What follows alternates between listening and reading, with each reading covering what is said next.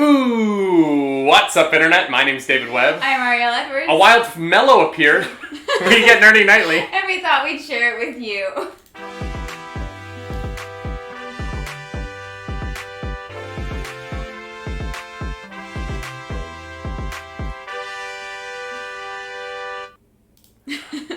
That's right. Welcome back to a nightly morning show edition of, it's a Tuesday edition. It is, yeah. Yes, of the nightly morning show. It is a Tuesday. I actually did just call you Famello. I almost said a wild Fanta appeared. And Wow. Mello. Mello. A wild Mello appeared. No, it was perfect. Yeah, it was a slight sneeze beforehand. Yeah. Just something in my nose. Oh my god. That's right. We have a Mello the Bard here. Welcome. You do have something under your nose. I do have something under my nose. I don't know what you're talking about. Unfortunately. Whoa. Sorry. I just can't. I can't. It's for charities. I know. And you have the audacity. I know, but you look to come out so against it. Weird. It's literally for charity. I know. I'm a terrible person. I know. I can't look at him without laughing. Yeah. Like no joke. He walked out of the bathroom last night, and I'm just like. I feel like it's serving its purpose then, one way or another. Yeah. You know Exactly. what I mean? My goal in life is to make people laugh. For those of you who are listening to the audio podcast, sorry I just switched the mic to the good mic, and the beginning of this was bad audio. But the I'm so sorry. The thing that Mello and my wife are making fun of me for at the moment, which Mello also has one of, is our mustaches. We have big, thick caterpillars on our faces. If you want to see pictures, I'm sure there will be some online. There is a video of this on YouTube. And we are growing our mustaches because it is Movember, which is why you're here, Mello. You invited me to be on your Movember team, and Yes. I thought I would have you on the show to talk about your journey with Movember and this incredible cause. As we're we have 2 weeks left to raise money for this. We're about halfway through. We've well past the halfway point of our team's goal. Oh yeah. Which is great. Over $600. So yes, that's great. Mm-hmm. And thanks for having me today. It's no, I've been doing this for a while. I think almost since I was able to grow facial hair, and a couple of sports guys in school did the little dirt. That could be 12 or that could be 18. You got to clarify. Oh no, maybe 17 or 18. All right. Cool. Yeah, ever since you could get a little fuzz growing on the top of the lip. But back then it wasn't so much a charity. It was, just fashionable and Movember, mustache, so funny. Mm-hmm. It was only about 5 years ago I discovered it was an actual thing, Movember.com, a charity. Mm-hmm. And it raised money for things that have affected my life, and from what I've heard, affected your life as well, which is prostate issues, men's health, men's mental health. Mm-hmm. It's an absolutely great cause.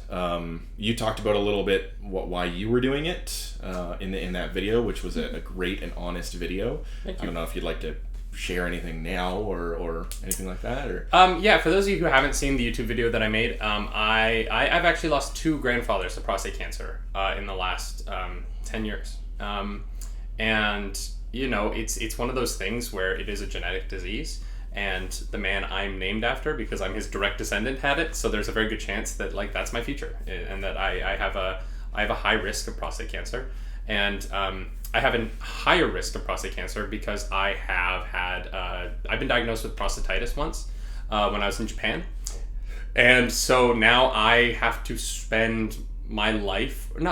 but I have to do certain things in my life to limit my risk of getting prostatitis again, and of getting prostate cancer in the future. For me, a lot of it is diet and exercise. It's a condition that I have to actively keep my body fighting against. And, I know that those things work because they're amazing scientists. I said this in the video, but they're amazing scientists who have done amazing research on these things, and they know how to fight this stuff. And I'm really grateful to them, and I want to support them. And that's why when you asked in October if I would do this with you, I was like, yes, I'm on board. Let's raise money for a great cause. Mm-hmm. Let's grow some mustaches. And, we've both done that. I think there's a thing about Movember that people think that it's like, because when I had the similar experience in high school, we're like, oh, it's Movember, we're all gonna not shave, and everyone just looks bad for a month. Like everyone in high school was just like, oh god, except for that one dude that for some reason already had like chest hair coming out of his collar, you know. It was my Italian friend. Yeah. Mine was Mario. This kid I knew who was the greatest soccer player. And so we just called him Super Mario, and then he grew this killer mustache at like 14. And we were like, dude, you are literally... And yeah. Like, how? I don't know what happened to him. He was always like, I'm going pro, guys. He just loved soccer. It's all he did. He was that kid who would be like in the hallway, like bouncing a soccer ball on his knee while he would talk to you. And you're like... Yeah. You're like, okay, got it. David would be Luigi, I think. Drifted Normal in the chat brings up that I'm very tall and I would not be Mario. Well, yeah, Rebel says that you and Mello could cosplay Mario and Luigi really well. I'm a little bit wider, and I think so I could do funny. Mario. That's so funny. Oh my god, Bob Hoskins, what a guy. I mean, hey, Halloween comes around every year. It does. The right sweater and some overalls. We want to do a cosplay of Mario and Peach, where she's Mario and I'm Peach in like the full dress. Yeah, I want to get David a corset. Do it. I just want to be a pretty princess. So you've been doing this for a while. How many years have you been doing the team on their website? If you go on our team, it says only 2, but I had I did one with family and friends previously, a different account. I just now that we're on the internet, I changed accounts. Yeah. Too much personal information on the old one. Fair. Totally. But so I've been doing it for 5 years, raising money. I tend to average about $500 to $1,000 every year, which is, I mean, that's a lot. Great, just going solo at it. I do things. There are various things you can do besides growing a mustache. It encourages you to move from Movember, which is the first 4 words of Movember. Very clever marketing. And they encourage you to run 60 kilometers throughout the month of November. Yeah. So I did that last year. That was a big goal for me. I am not a runner. You better get on that. I am not a cardio person at all, and it was difficult. But the reason it's 60 is because there's another reason for Movember, and it's men's suicide awareness and prevention. And the statistic is that around the world, once every 60 seconds, a man will commit suicide, which is a lot. 4 times more likely than women to commit suicide. So running 60 kilometers to help that. The years before, I would just ask people for donations and everything, but now that I'm a workout kind of guy, I get moving. This year I'm doing, for the office, I was doing push-ups, sit-ups, and squats. 1 rep is $1, so people would come in the middle of me having a meeting and just drop and give me 20, and I have to get up out of my meeting chair. And that's awesome, actually. I love that. Yeah. I really love that. That's such a smart way to get like the people around you. Like, charity at times can be hard, I think. Especially right now, we live in a time where there's so many causes. Yes. It's so, like, I get inundated with, like, here's another thing to give money to every day. And, I would love to give money to all of it. I just don't have a job right now. Yeah. And, we're trying to figure out our financial life. And so, if you can come up with ways to make charity engaging and make it, and make the person giving the money get something back, which... And not like a physical, like I'm not saying like give them merch or something. I'm saying like the physical enjoyment of like, haha, that little laugh they get when they make you do a push-up, you know what I mean, is enough for a lot of people to feel invested in something beyond just another cause. Because it's especially through the pandemic, there have been so many worthwhile causes, and there's so many things that deserve to have money thrown at them. That it's hard for people to choose. It's hard for people to wade through that and figure out, how much money do I actually have to do this, and where should it go, and I think Movember and charities like this that make it social, and like the water bucket challenge, the ALS thing from a few years ago, just give people a way to engage in it beyond just giving money. It's really, really smart. And this is a charity. You brought up suicide. I mean, like the numbers around men's suicides, particularly in the United States, is staggering when you really start to dig into it. Especially when you start to consider like suicides by gun death. And every country in the world where you see gun sales go up, you see that like men taking their lives with those same guns rise almost at an equal measure. And it really is something that we need to talk about, particularly because I think that particular kind of death typically comes because those men feel like they can't approach anyone about how they're feeling. Yes. And they feel trapped in a situation that they can't express to another person. And we stigmatize men opening up. We do it. Like our media does it. You know, our films, especially 80s, 90s, early 2000s films. Obviously now it's a little bit different. Man up, toughen up, right? Yeah. And the communities where that message is strongest are the communities that have the hardest times with these kind of issues.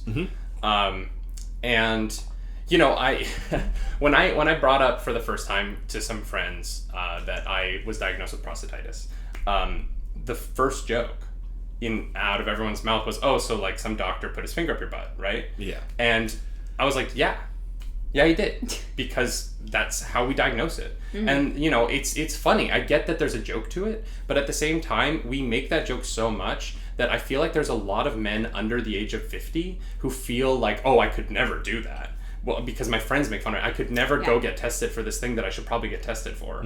And we stigmatize the diagnostic procedure so much as like a humiliating thing that you should never go through, that when men need to go through it, they can't. Like, they don't want to take that step. They want to push off that as long as possible, and then they end up with surprise prostate cancer because they've never done the early screening stuff.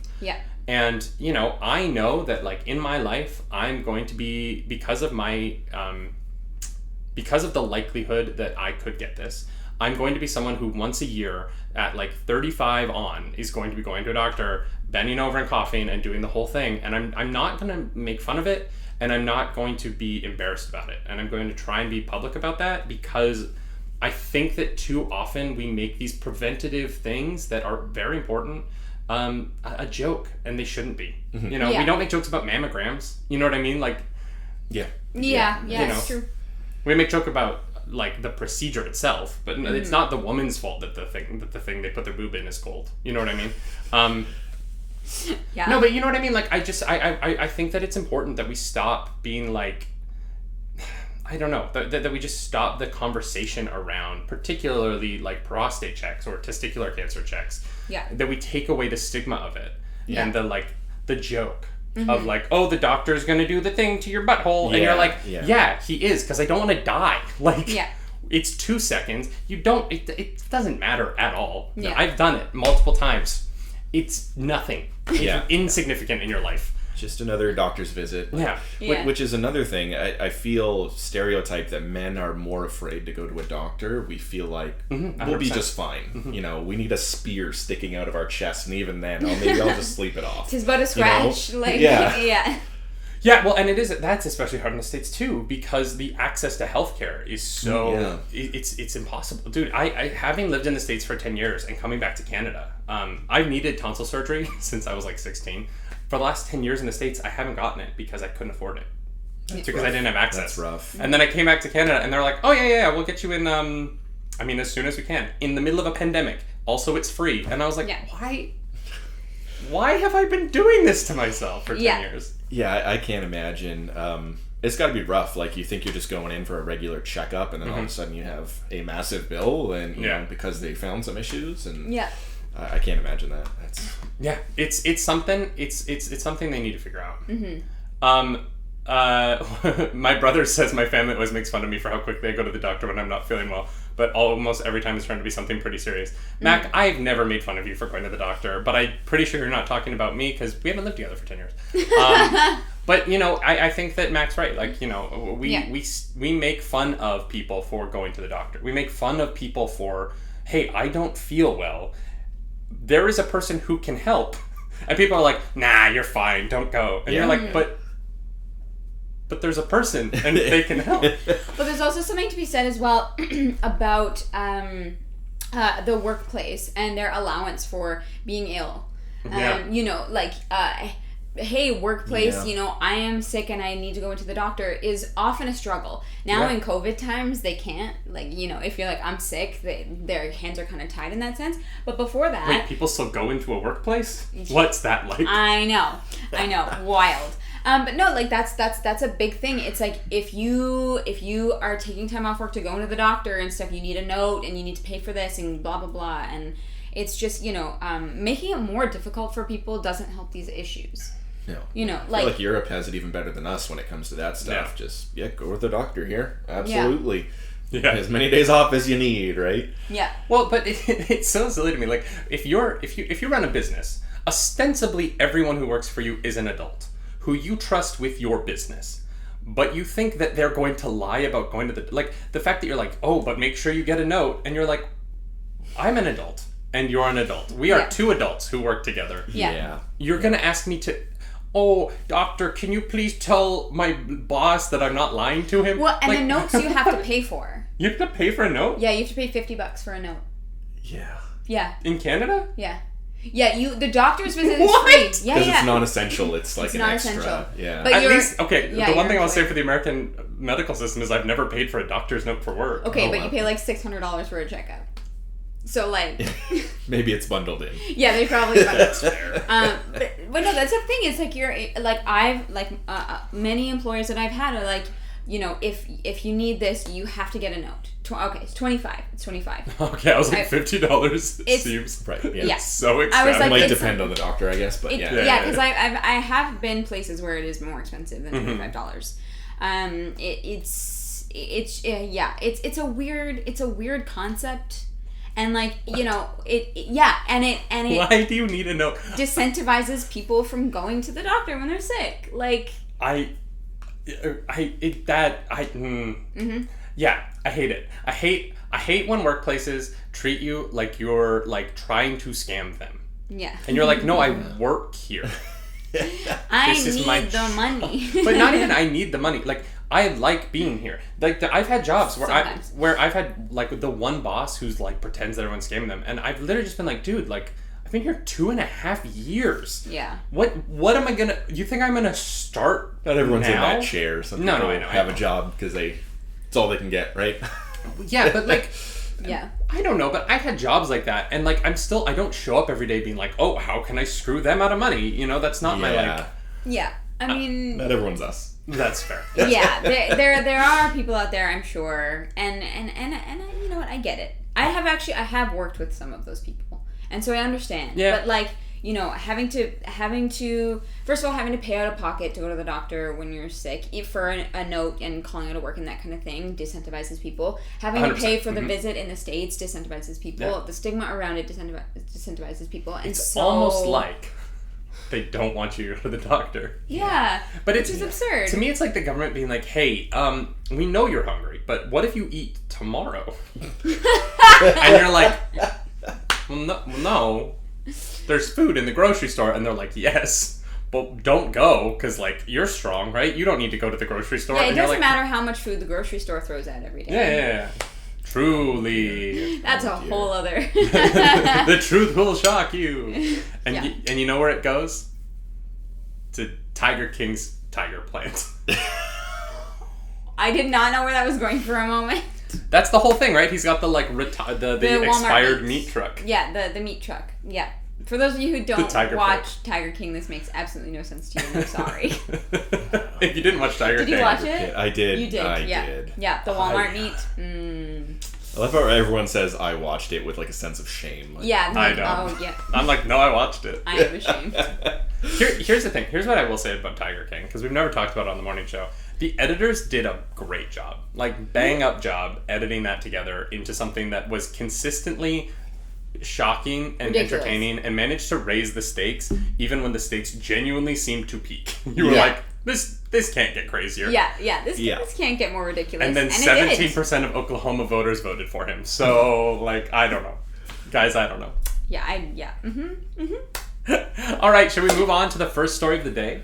Let's do it. All right, y'all. It's Life Day. Happy Life Day. See, I got That's Star it. Wars. He's got Star Wars. She doesn't have Star Wars, but you can here. Just hold this. Now your shirt is Now Star I'm Wars. Star Wars. Now you are Star Wars. That's kind of true though. The child is kind of what Star Wars is now. yeah. Yeah. You know? It's the main. Yeah. I mean, It's like Baby Yoda's head. Baby Yoda. I know. It My overshadowed Darth Vader a little bit. Like, A Yeah. little bit. I think that there's a bit of Vader fatigue. Yeah. I think that like Rogue One, everyone was like, this is what I always wanted, and now we can put him away for a minute, you know? That's fair. Have you ever seen the original? Well, for those of you who don't know, I should preface. Life Day is Some a people are like, wait, what? Life Day is a holiday in the fictional Star Wars universe. That's maybe not fictional because it's a long time ago. It might be real. You don't know. In the original Star Wars Holiday Special, which came out on November 17th.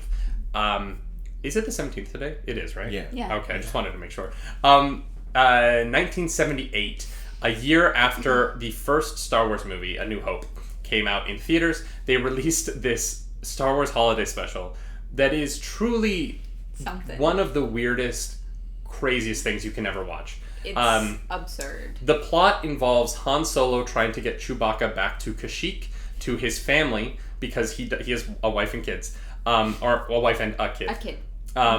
And that's it. He's just trying to get his Chewbacca Wookiee friend home for Life Day. And shenanigans ensue. The Empire arrives. There's a stripper. There's a holographic... I'm not joking. She doesn't take her clothes off. But there is like a sexy dancer that a Wookiee is watching. Yeah, it's very... Yeah. Mm-hmm. B. Arthur sings a song in a cantina. Mm-hmm. It's wild. It's yeah, and I'm pretty sure like Mark Hamill is so strung out. Oh yeah. Sorry, I just called him out, but like he's like Mark Hamill is either strung out or has so much makeup on that he looks insane. Yeah. Because he's like his face is plasticky and he has like too much eyeshadow on. It's great. Have you seen the holiday special? Something. I've made 2 genuine attempts, 1 half-hearted attempt. Couldn't make it past 20 minutes. Really? Yeah, every time I just get to the long stretch of all Wookiee speech, and I can't. With no subtitles. No subtitles. No. I can't. Yeah. My favorite part of like, there's long segments where it's just Wookiees talking, and there's one where it is literally just a Wookiee in Wookiee speak putting together a machine for like minutes. Yeah. For full-on minutes of the thing, and it is delightful. Not the word I would have chosen. I love it. Look, yeah. Here's the thing. Yeah. I watch the Star Wars Holiday Special every year. I'm a big fan of it. I usually ingest some kind of substance, and I'm with friends who are also on some kind of substance. This year I'm not going to. This year, instead of watching the old Holiday Special, and this is the news part of this, because it being Life Day, that's not really news. You knew November 17th was going to be Life Day. What you didn't know, or you probably did, because we've talked about it on this show and it's very public, there's a new holiday special coming out today. The Star Wars Lego Holiday Special has actually already premiered on Disney+. It's up now if you'd like to watch it. It is a intergalactic romp through time and space with your favorite Star Wars characters, past, present, and future. Mm-hmm. The child is in there, Mando's in there, Luke Skywalker's in there, we got Han Solo, we got Poe Dameron, we got Rey, last name. I don't want to spoil that movie for the people who haven't seen it. That's fair. That's fair. I was like... all your favorites are back, and do you think you're going to check out the new holiday special? I probably will. I've seen Lego Batman. Lego does a really good job of movies. Mm-hmm. Is it by Lego or is it... Mm-hmm. Okay. Yeah. It is a team up between Lego and Disney. Right. So they've done a great job, and I'll probably check it out. I honestly think that it is an ad for the Lego Skywalker Saga game that's about to come out, which is all 9 of the Skywalker. It's the first one that's like the entire franchise from beginning to end. Mm-hmm. I really think that they were like, all right, how can we make a really, really great ad? But the reviews for it that I've seen thus far are pretty great. I think, I can't remember, maybe it was Kotaku. One review was like, this is the closest thing we're going to get to episode 10, so enjoy it. Yeah. Fair enough, yeah. No, yeah. I'll check it out. Yeah, I'm excited. What about you? Are you going to watch it tonight with me? Yes.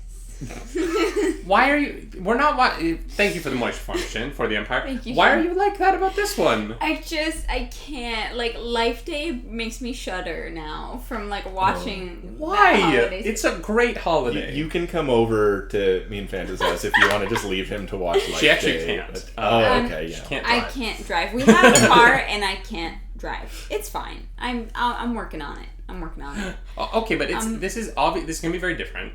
It's 2020. I hope this it isn't is. like some ABC television executive. The Lego stuff is funny. Give it a shot. Give it a shot. Mm-hmm. Yeah, Lego stuff is generally pretty good. No, I will watch it with you. I just, like, I literally, like, can't, like, I can't get over it. We were in Calgary, and you were like, wait, you haven't seen the Star Wars Holiday Special? And I was like, no, I didn't even know that was a thing.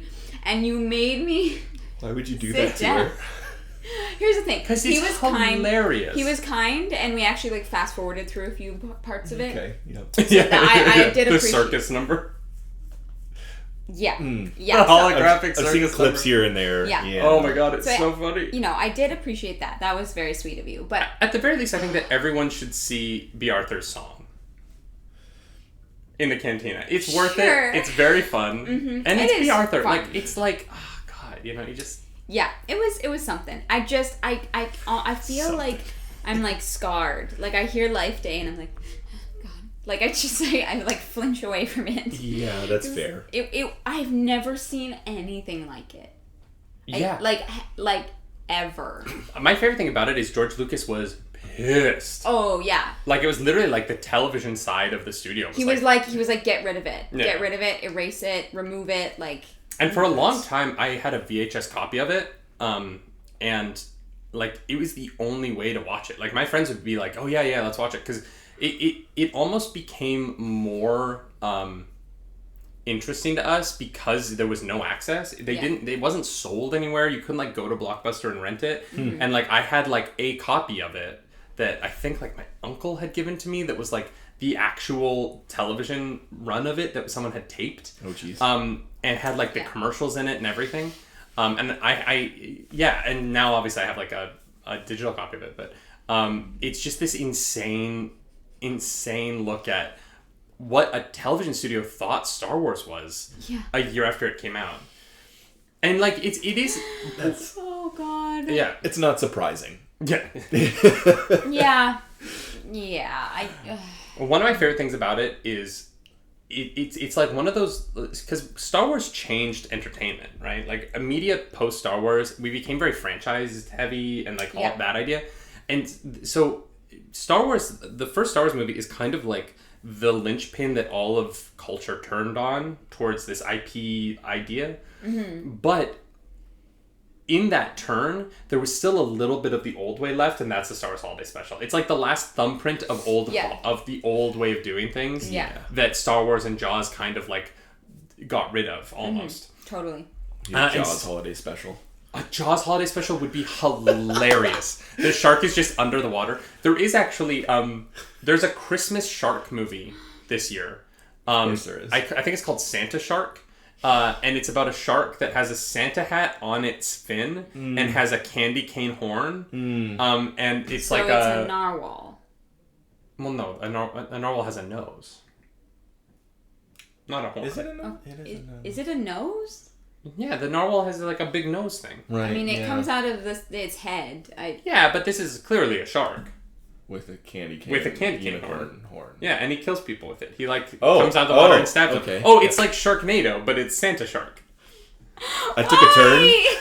I thought this was going to be a family baby shark kind of. Like cousins. Did I not show you the photos? No. Oh my gosh, I have been failing as a husband. We will definitely be talking about Santa Shark in December. You best believe we're watching that movie. Why? Because it's Santa Shark. And it's our job to talk about things on the internet. Mm-hmm. We need content. Joe Bikini, nothing much show. Yeah. Here's the thing, Clarice. When you signed up to do a morning show with me, did you think that this is where we would end up? With you having to watch... Santa Shark? No. Not even a little You've bit. got to be on the forefront of all media now. Apparently. Oh. Not just nerdy stuff. Like, here's the thing. I thought, I was like, okay, Star Wars Holiday Special, like, but, I'm sorry, Santa Shark? Yeah, Santa Shark. You guys, coming soon to televisions. If you have television, you probably don't. So, you'll probably torrent it, I guess. I don't know how that works. Where do people watch TV movies now? I don't know. Maybe that'll be our Christmas movie. With our the Christmas patrons? Oh, dear. No. We'll do something good, I promise. Unsubscribe. Yeah. And, hey, look, our Patreon is, we got actually removed from the platform by Patreon. That's an interesting email to get. They're like, I'm sorry. It says here, sorry, but we do not want to associate with a brand that would debase itself in such a way. So. With Santa Shark, yeah. You know what? If I was Patreon, I'd do the same thing. They must be watching the video right now. Or the Empire, Jarl Maxi. Thank you. Oh my god. All right, in non-Santa Shark news, we got an announcement that we're getting a new CW DC superhero show because we don't have enough. I think CW wants to be a superhero-only network. Superheroes and Riverdale. From the Berlanti-verse, we are apparently getting Wonder Girl, which is going to be a Latina dreamer, starring as the titular Wonder Girl in yet another addition to the ever-expanding DC CW verse. So for those of you, explain what a dreamer is, because I didn't know. Oh yes, for those of you who don't know, in the United States there is a program called The Dreamers. For children who are brought to the United States or born in the United States to undocumented immigrants. And it is a legal loophole for them to stay in the United States because that's where they grew up. That's the only place they've ever known. To deport them would put them in a situation where, there are plenty of dreamers who don't even speak the language of the country that their parents are from. They're born and raised in the United States. Or not, sorry, not born. If they're born in the United States, I believe that you're technically a citizen. I might have that wrong. But it is for children who were brought technically illegally to the United States when they didn't have a choice and don't know any other way of life. And it is a very contentious political issue between the left and the right in the States. The right wants to get rid of the dreamers and the left wants to protect them. I know. Shocking. And it's been a big fight in the last few years with the Trump administration.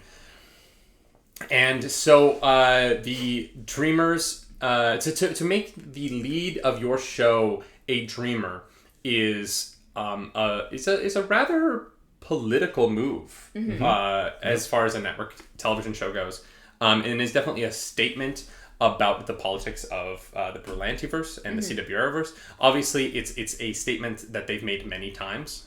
They're about to have their first black Batwoman, who is also a lesbian. There is certainly not a there's no auspices that the CW verse leans right. It's progressive. It's a very progressive franchise. 100%. And I know you've seen some of the CW shows, but you don't watch all of them. Yeah, I'm trying to remember. I think one of the Canaries was already LGBT. Was that? Am I right in saying that, or? Yes. White Canary. White Canary is bisexual. Okay. Yeah. So they've done that. Yeah, I've seen a few things up until the first crossover. I think is where I watched, where it was the Legends of Tomorrow and the Flash and things like that. And then I fell off. Yeah, and that's fair. Supergirl had a transgender superhero on it. Who works with Supergirl. They were introduced in season 4, I believe. Okay, I haven't watched that far. But yeah, cool. The interesting thing about this news to me is that with this, you're essentially saying the CW will actively should no shows get canceled. Actually, no, because this show would premiere after Supergirl, so this show would ostensibly take Supergirl, because Supergirl is headed into its final season. Yeah, so Wonder Girl would take that slot. So assuming that Supergirl, this is after Supergirl, you would have Green Arrow and the Canaries, Black Lightning, the announced Black Lightning spin-off Painkiller, Superman and Lois, Batwoman, Flash, this, Wonder Girl. You're talking about having, I might be forgetting one. You're talking about having at least 7 weekly... Oh, Legends of Tomorrow. You're talking about having 8 weekly series on the CW. 8 hours. And look, here's the thing, CW. I tried to watch every episode of every show. I did it for so many years. It was Arrow, and I was like, I got this. Arrow Flash, I got this. Arrow Flash Supergirl, I got this. Arrow Flash Supergirl, Legends of Tomorrow, I got this. It's getting hard. I was with you there. Yeah. If you think about it, if you have 22 to 24 episodes a season, and there's 8 of them, that is 100 hours of my life a year to try and watch all of your shows. Wow. Okay, well, when you say it like that, that is absurd. 4 full days, 24-hour days of my life per year to watch all of your shows. And that's not including that HBO Max is going to have Green Lanterns, which is going to be rated M. Is going to be an adult show, apparently. Oh, interesting. Harley Quinn, the Peacemaker television series. Right, that's coming out. I can't even remember them all. There's others. Oh, the Batman has a television show. Huh? The prequel series about the Gotham City that's in the new Matt Reeves universe. Like, how many television shows can... You okay? It's a lot of television. I know. It's a lot of shows. You're not going to be able to keep up. I know, but they all connect, and then they all cross over for the big crossover, so you kind of need to know what's going on. You have to catch up. That's what I felt like. That's why I started watching the others. I'm like, oh, there's a crossover coming up? Know. Quick, I must finish season 2 and 3 of Arrow. Like, gotta get it done. Well, and what's wild is the Titans on HBO Max has a Wonder Girl who isn't the same Wonder Girl, right? So we're going to have 2 Wonder Girls at the same time. Oh, Red Hood is... there's Titans and Red Hood. I forgot about those. There's a Red Hood spinoff coming. A spinoff of Titans. Right. From everyone's favorite character from Titans. Yeah. He's not. If you were going to spin off a character from Titans, if you were going to do it, it should have been anyone else. Any other character from that show. Except for the whiniest one. So like you literally are gonna have like 2 DC universes of television shows happening at the same time that have some of the same characters, but they're different races. But and they are connected because in Legends of Tomorrow they did all connect, but they're connected separately as well. I just can't, I don't know how to watch all of this television. Oh, Doom Patrol and Swamp Thing. Oh my god. The list keeps growing. Well, there's a comic book explanation for all that. Multiverse. I know, but I need a multiverse of Davids to watch all of the shows. Yeah, literally. Yeah. I can't, yeah. There's already not enough hours in the day. They're truly I think they try to do something for everyone, but they don't realize that a lot of nerds and fans want to watch them all. You know what I mean? Exactly, yeah. If they didn't connect in crossovers, I wouldn't mind as much because I would drop some of them. Yeah. You know what I mean? To be honest, I probably would have dropped Supergirl after season 3. It just went in a direction that is for a certain group of people, and it wasn't necessarily for me. Even though I think that they were still doing great work, and I probably would have kept watching the episodes that Tyler Hoechlin was in, because his Superman is so good. Him and Bitsy Tulloch's Superman and Lois show is my number 1 DC show now. It's not even out yet. I haven't seen a teaser, but Tyler Hoechlin's Superman is the Superman I want in the world. He's so positive. He's like that. And we talked about this when we were talking about rebooting Man of Steel the other day. Yeah. Where I want Henry Cavill. I just want him to be happy, and I want him to be the beacon of light. You know, that's the Superman I want. I want the beacon of light. I want the guy who shines like the sun. Yeah, but edgy. No, Batman can be edgy. Everyone else can be edgy. We've got enough angst. You can't. You can't make the strongest man in the world edgy, because there's no reason for him to be. Yeah. You know what I mean? The angsty Captain America? Oh my goodness. Someone's calling me. Well, they're going to have to wait. Don't you know we're doing a morning show? They nodded to it with a bearded Cap, but even then, that wasn't angsty. It was just a little more... To be fair, half the planet had died. Yeah. That's reason to be angsty, I guess. Yeah. That's not even angst. That's just... Yeah. Yeah, that would be rough. That would be rough. Yeah. I wouldn't shave either. I'd be like, no, I'm done. I'm just going to go take a nap. Also, Chris Evans with a beard is super hot. Yeah. Yep. And we've met my quote of David talking about how hot a man is on the morning show. But seriously, Chris Evans, that beard, I was like, oh shit. Oh, no, he pulled it off. I think I'd like you more with the beard. Yeah, he pulled it off. I thought it was a good look. Yeah. That's true of most men to me, though. I think I just like beards. That's fair. Note to self, grow my beard back. I mean, look, as soon as I shave, I'm doing Ned Flanders, I'm shaving this, and then I'm growing my beard back. Yeah, you'll see babyface David for a day. Yeah. And then the next time you'll see the mustache is next November. Thank God. Full year to wait. Yay. You're fine. I have a silly question on the topic. Who's Wonder Girl? Oh, okay. Well, it depends. It depends. It's not a silly question, but I have a silly answer for you. There are multiple Wonder Girls. This is gonna be fun. So some of the okay. Did I open up a can of worms here? Sort of. We need to get the corkboard out. As far as I know, there's 4 Wonder Girls. I've never read a comic with this Wonder Girl. This Latina Wonder Girl that they're doing, who gets her powers from a goddess from the country she's from. I don't know. I'm not familiar with her backstory, and she might be a new character for the show. I'm not sure. I don't actually know. But Orange Coon brings up there's Donna Troy and there's Cassie Sandsmark. Those are the 2 that most people know.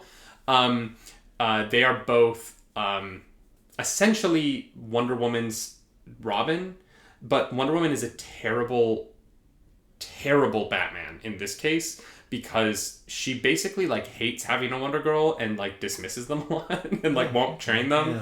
Yeah. And so they end up getting trained by other Amazons typically, and they kind of function mostly in Teen Titans comics. So is she from Themis? Sometimes. Bless you. But both. Okay, so for those of you who read comics, you know that like there are a lot of retcons in comics where they go back and they change people's histories, right? Both Wonder Girls have been retconned so many times that understanding who they are depends on like which decade of comics you're reading, because they have completely different backstories. Same with Robin, right? Yeah. Like, let's try again. If you really, the Robin backstories are mostly consistent though. Like you know, you have like Dick Grayson has always been from the Grayson family circus. His parents died falling in a trapeze act. Jason Todd has always been like the orphan. Like Damian Wayne, like those things are consistent. Donna Troy and Cassie Sandsmark literally have like sometimes they're born on Themyscira, sometimes they're a girl that Wonder Woman saved from a fire and then adopted. Sometimes so like every 10 years they completely change their backstories. Okay. Yeah, for fun. And honestly, if I'm being honest, Wonder Girl is mostly written in Teen Titans comics poorly by men who use her as a like abrasive woman character. And if I'm going to be completely honest, sorry DC Comics, Wonder Girl deserves better than the way that she's usually written. It's usually, Teen Titans comics is a bunch of boys. It's usually Superboy, a Flash, and Robin. And they are a great team together, and then Wonder Girl is there to whine.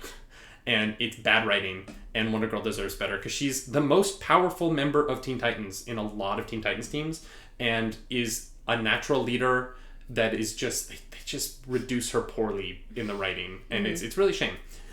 If you want to know more about Wonder Girl, there's a great podcast named Geek History Lesson, hosted by Jason Inman and Ashley Victoria Robinson.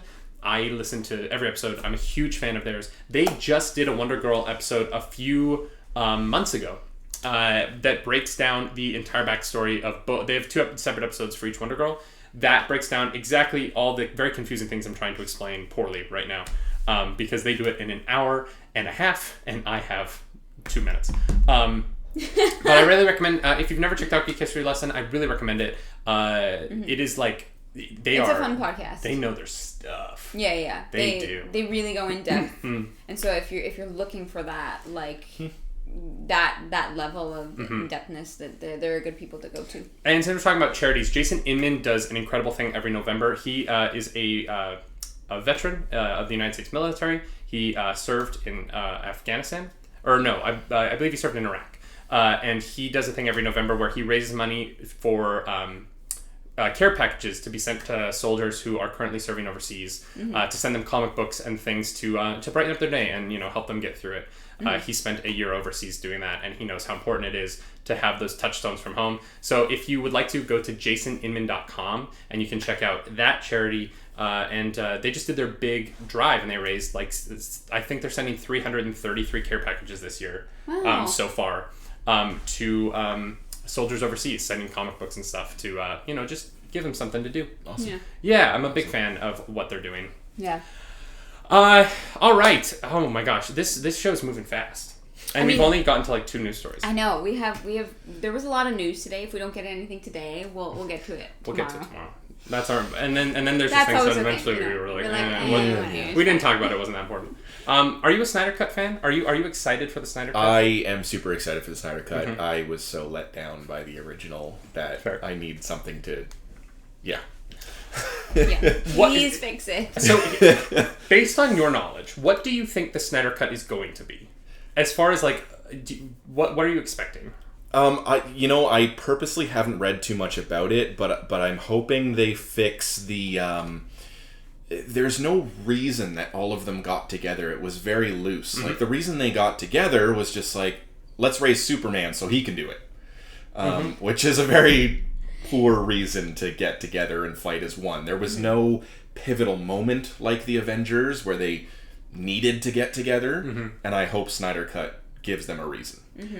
So, do you have you heard that it's going to be a TV show? Is it 4-part? It was.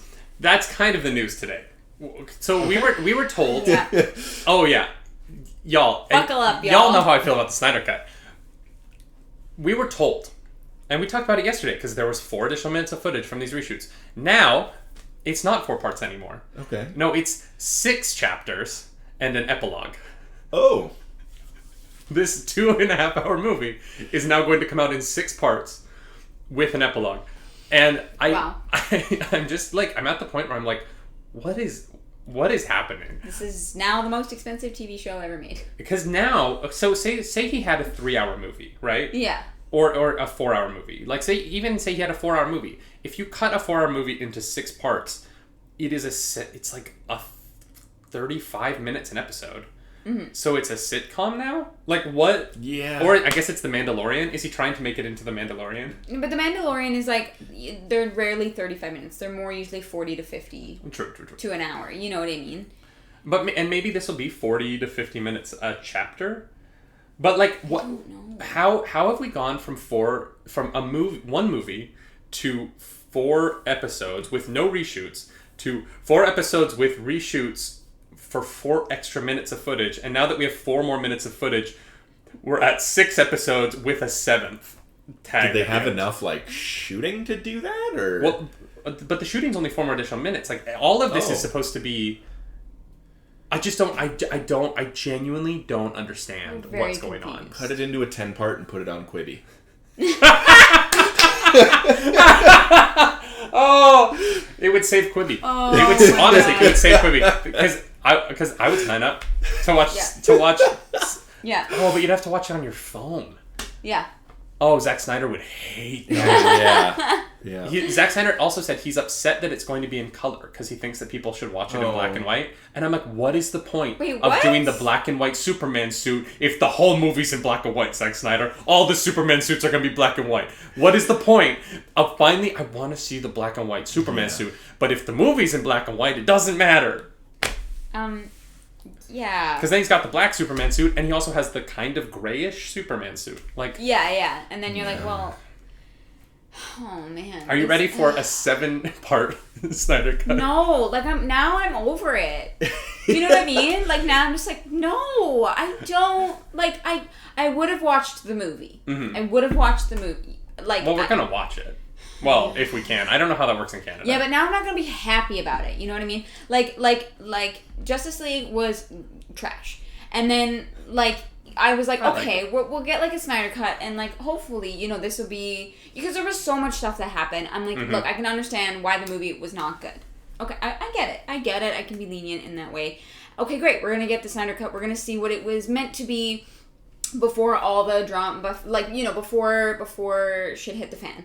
And then now I'm like, what the hell are we getting? We are getting a new concoction that they're throwing together, because there's no way this could have been the movie that we originally would have got. And that's why everyone, I thought, was excited about this. Yeah. I thought people were like, yeah, Snyder Cut, this is what we were supposed to get. And now you're not getting what you were supposed to get. You're getting probably like 7 hours. I'm guessing. It's going to be 6 to 7 hours, which no movie is that long. Like, the Lord of the Rings Extended Edition is only like 4.5. That nothing is longer than that I know of. Yeah. If we assume that the plot of Justice League is still the plot of the movie, of the Snyder Cut, which is a huge assumption at this point. Yeah, I don't even know what it's about anymore. Where do the chapters fall? You know what I mean? Like, if you look at that Superman, if you look at that movie, like, where do you? There's not 6 points or 5 points, I guess. Getting together. Stop Step the 2. film and be like, that's chapter 1. Yeah. Without some of them being like, some of the chapters being like, oh, that 10-minute chunk of the movie that's about that one thing is now an hour long. So I honestly don't know. I'm really what would the epilogue be like? Well, they all go for a beer after. Well, no, because we know that. Scene. I was about to say Doomsday. No, we know that Darkseid shows up. Yeah. And they're not going to beat. Well, actually, they might beat Darkseid in this now that it's 7 hours long. Like, depending on how long it is, but Darkseid shows up. So I'm assuming that's either chapter 6 or the epilogue. I don't. And here's the thing: they haven't said that they're going to release it in more than 4 parts yet. They've just Jack Snyder here.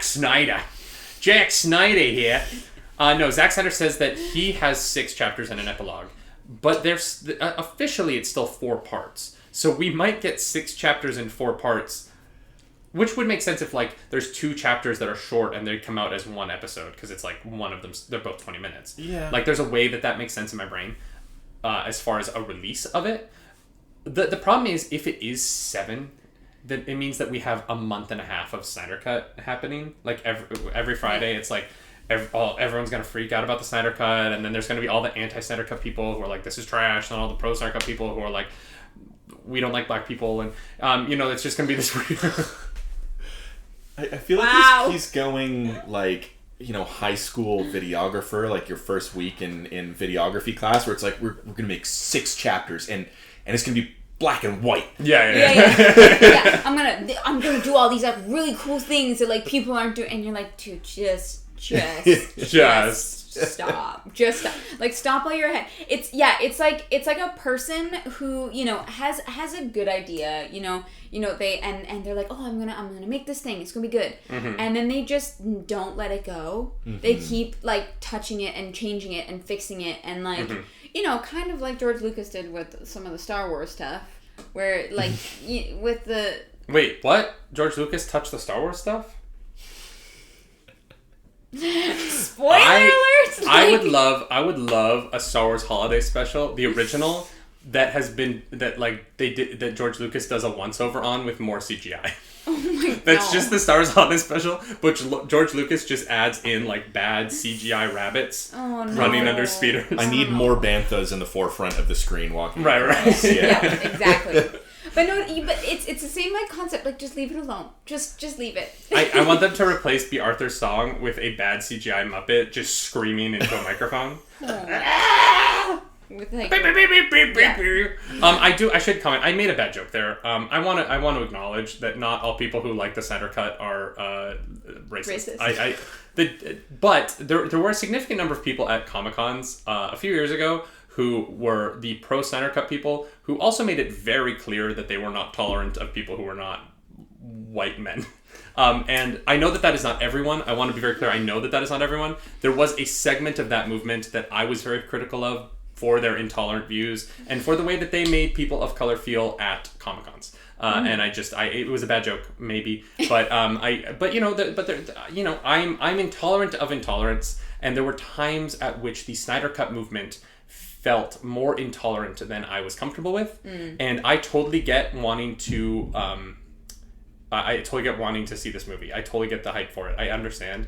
I did, yeah. What crushed me about the Snyder Cut movement was when I would see people using it as a platform to be intolerant of people of color or gay people, and I know that's not everyone. I know that there was charity stuff. There was great Snyder Cut stuff on the other side. There's really 2 sides of the Snyder Cut movement, and like the people who raise money, you guys are awesome. Like I don't want to disparage that. There is another side of this Snyder Cut movement that was gross and that really like made me distance myself from it completely because I didn't want to associate with that kind of just intolerance. And we try and be a very tolerant place here at the Nerdy Nightly, and I just wanted to make that clear because I did make a joke that was, a bit of a heavier joke than maybe I should on a morning show. Yeah, some people haven't had their coffee yet. Why? It's like 11:15. Although in West Coast it's depends on where you are. Potassium says he mentioned the holiday special. This stream is now cursed. Potassium, it is Life Day. Of course, I mentioned the holiday special. It is Life Day. We already talked about that. Yeah, it's I'm sad. Mm-hmm. I'm sad. I thought we were getting a movie, and now I don't know what this is. And now I'm not We're excited. going to watch it anyway, right? Well, yeah, because we know we do a morning show and right. Apparently, it might be part of like the job. 6 20-minute chunks. Oh, so you're in the super I'm watching it because digestible. I have to camp Well, now? kind of now. Like on it, like before, I'm not gonna lie, I was very excited for it. I was like, oh, cool. I would love to see what this was supposed to be beforehand. Mm-hmm. And now that I know it's not gonna be that, because there's just no way. There's no way that this movie was going to be 6.5 hours long, possibly. You know what I mean? I'm still hopeful. I'm hopeful. Here's the thing. Yeah. I don't dislike the idea of the Justice League as this like super epic expensive television show. I think it's a cool idea. I'm getting lost in the fact that it doesn't seem, and here's the thing, the same people who are super pro Snyder Cut are also the same people who in a lot of cases are anti Disney sequels. Those two things kind of fall in the same camp, and the argument from those people about the Disney sequels was like, well, there was no plan, they clearly just threw it together as they were going along, and that's why it doesn't work. Which I don't agree with, but that's your prerogative. This is clearly there's no plan. Like, Zack Snyder cannot come out right now and be like, no. I know when I was filming the movie that I said that it was going to be 2 movies, but what I really meant back then was that I was going to put out a 6-chapter television show on a streaming service I didn't know existed yet. Yeah. Like, it's just not realistic. Yeah. That's not a world that, like, that's just not true. It can't be true. Mm-hmm. There's no way he intended for this to be 6 television shows. And so all those people clamoring for the Snyder Cut all that time, saying like, no, we want to see it how he originally intended it, you're never going to. Yeah. And so like the thing that you fought for so long now is not going to happen. It is literally this other thing, this new thing that might be very good. Like, Zack Snyder's a smart guy. He's got beautiful artistic ideas about film, and like I'm excited to see, especially visually, I'm excited to see Henry Cavill in the black suit. Like, there's things that I was teased from that Justice League shoot that I do want to see. Totally. I just wish it kind of felt like they were sticking to the plan of like, you guys want the Snyder Cut? Here's the Snyder Cut. Yeah. And instead we're like, you guys want the Snyder Cut? Well, Snyder is show running a television show using footage from a movie that's going to have act breaks where there shouldn't be act breaks, because no movie has 6-act structure. Yeah. That doesn't exist. That it just doesn't. Like, 5-act structure. Cuts, it's going to be weird. Right. Like, it's going to cut to credits in the middle of a movie. Yeah, that would be weird. It would be like if Avengers, like if you were watching Avengers on television and after the Thor, Iron Man, Captain America scene, they like get back on the Quinjet and then it's like, to be continued. And you'd be like...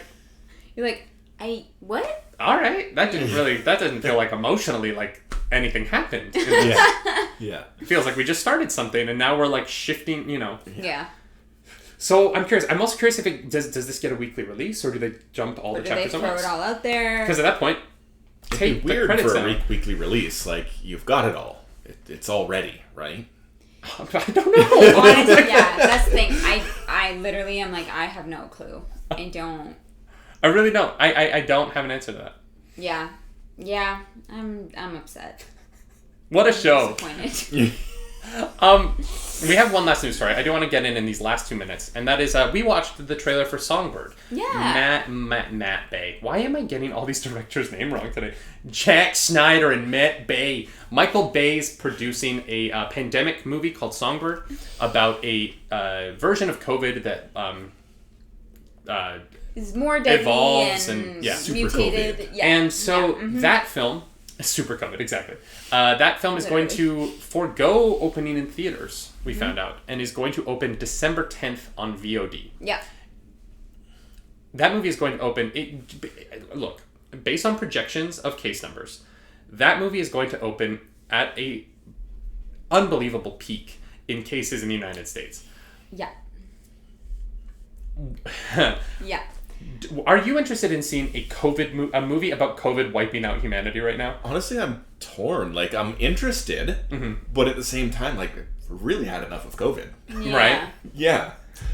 When we watched the trailer, I thought, okay, like next summer this will come out. We'll all be like vaccinated and a little bit over it. Yeah.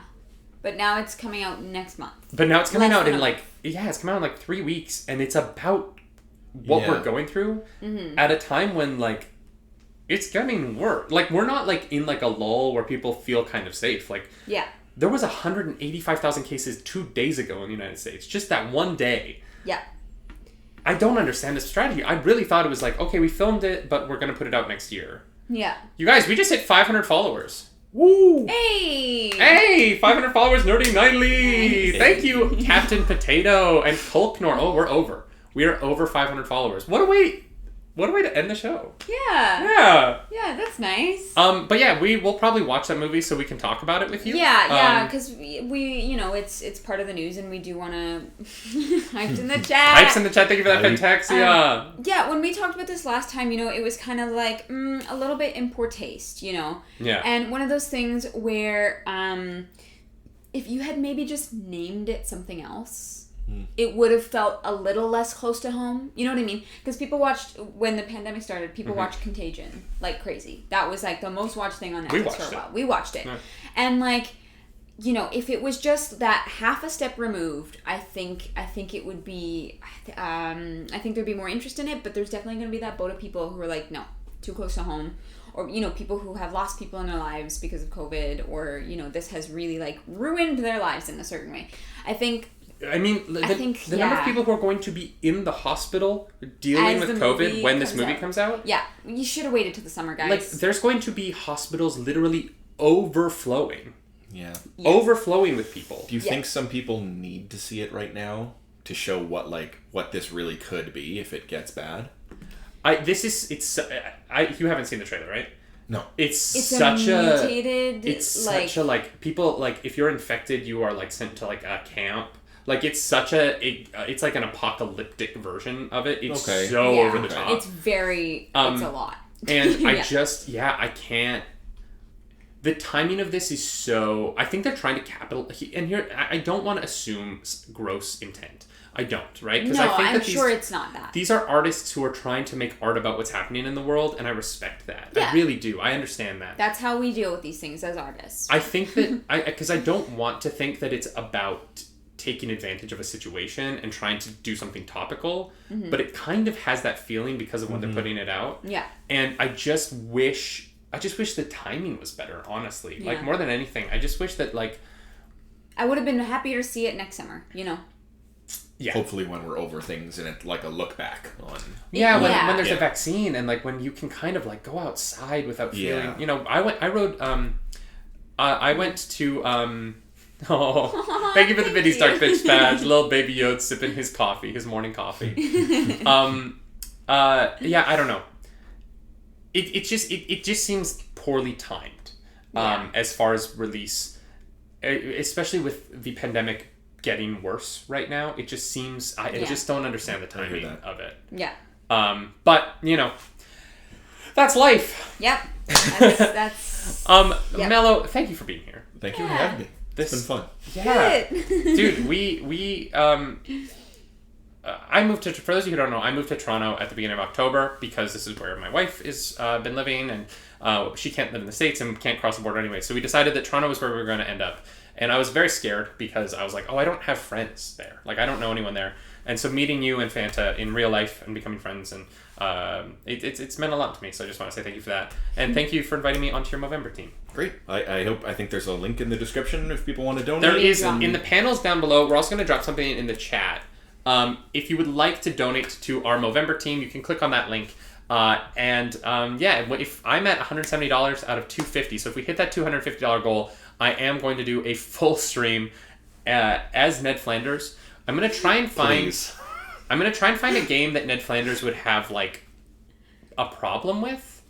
So I might play, like, I don't think I can play, like, a sex simulator on stream, but, like, something like definitely adult.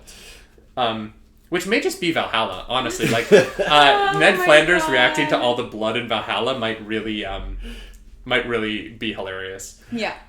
I was gonna say, where can people find you on the internet? But you're not. You don't stream. You're not, like, doing the. No, people can find me commenting on random streams. In the Twitchverse. It's fun. I've never, like, because I've had a few guests on the podcast before, and it's fun to have someone who you're like, plug something, and you're like, I don't do that. That's not my life. And I'm like, wait, you don't have to plug yourself everywhere you go? You're not like talking about your merch every other day. Roll along with the wind. I love that. That would be nice. Y'all, I'm going to be on stream today. I think 4 p.m. Eastern or 5 p.m. Eastern. I can't remember what I said. It's in my schedule. I'm going to be playing Valhalla tonight. I'm finally getting back into the game, which I'm very excited about. And I'll be streaming that through most of the night. And Clarus, what are you plugging today? I'm streaming tomorrow. Mm-hmm. More Skyrim. I got some mod stuff I think I gotta figure out. But what else? We have our 420 stream on Sunday. Yes, on Sunday we're going to be doing edibles and playing Jackbox on stream. It's going to be. We're in Canada. It's legal. Yes, we're going to go buy drugs from the government. Yeah. And we're going to be getting high and playing Jackbox with you all. Maybe some Among Us. Maybe some. I can't imagine playing stoned Among Us. That has to happen. All right, we're gonna play some Jackbox and we're gonna play some Among Us. Mm-hmm. That's so. Why didn't we think of that first? I thought of it. 420 Among Us sounds so ridiculous. Super paranoid. So please go check that out. Say hi to Mello when you see him in the chats on Twitch. Yeah. And as we always say here, my name's David Webb. I'm Marielle Edwards. Do something nerdy tonight. Bye. Bye-bye.